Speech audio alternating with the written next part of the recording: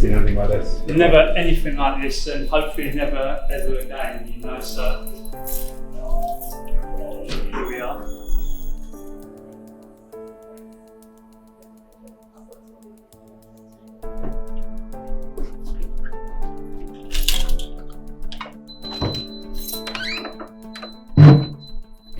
So yes, this is the St Joseph's Hospice storeroom, and basically this is where we keep all of the supplies. Funny enough, items like this are the items which are really very hard to come by. This has gone out of stock everywhere. I mean, on the NHS supply chain, private companies, it's gone out of stock absolutely everywhere. So a few weeks ago, when the corona outbreak actually got very serious, these shelves were more or less empty because we couldn't get any supplies in. It's the protective equipment which has been hard work getting in for everyone. Hospitals, but hospices also.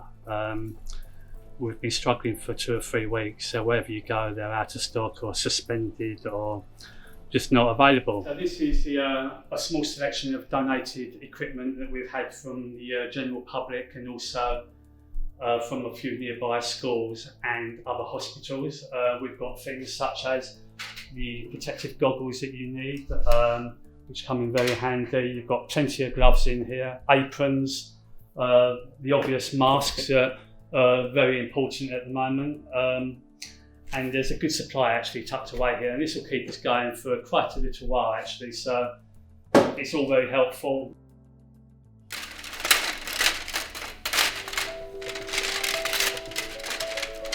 I think it's difficult for people because you read and you hear so many deaths every day. You know, you've got 200 people dying in a day, and I think that builds anxiety. So if you think of a group of people that was already anxious because they're already facing death, but there are people that are sick, and they're still sick, and their situations are still situations, and then you have COVID on top of that.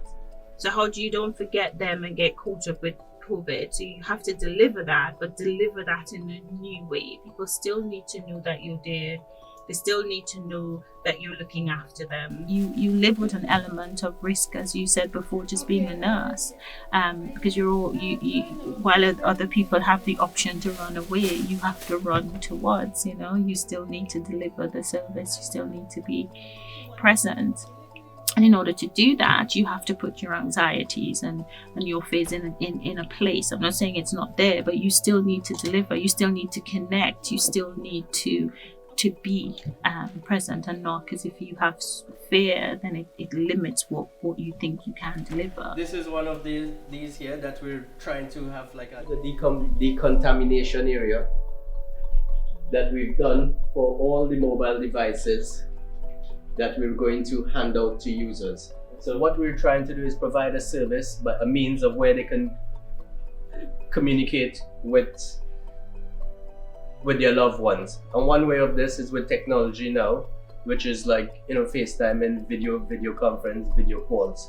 What we have to be aware of is the psychological impact that it has on someone not being able to be there with someone. So I think this is like the second best, where you can see them, you can hear their voice, and that could probably provide a form of comfort for our patients. So, come through. The facility has been here 115 years. It makes us the oldest single-site hospice in the UK, and we're the largest in terms of our bed capacity. Because I was concerned that we had a stock and we were running that stock down, and we knew that there were businesses around us. One of the benefits of being in Hackney is we're surrounded near a population of 1 million people. So we put a call out to local businesses, to people who've been our supporters, to say if they had access to PPE and they didn't need it, would they donate it?